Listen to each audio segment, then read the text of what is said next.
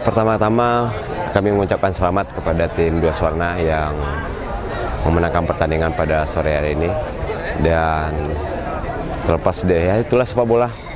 Jadi kita nggak bisa di atas kertas begini dan ternyata di lapangan situasinya akan berbeda. Memang kami hilang kendali setelah cuaca yang ya mungkin kebanyakan pemain nggak terbiasa sehingga mereka bisa curi start di babak pertama.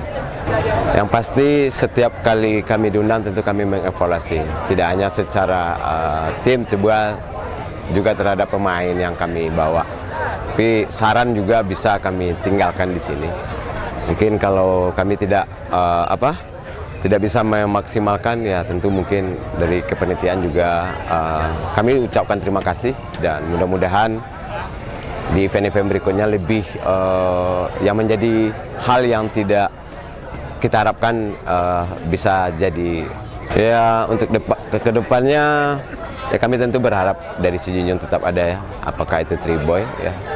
Yang jelas kami terima kasih dan mudah-mudahan di tahun depan kami masih bisa memberikan kontribusi di turnamen Jordus Cup ini.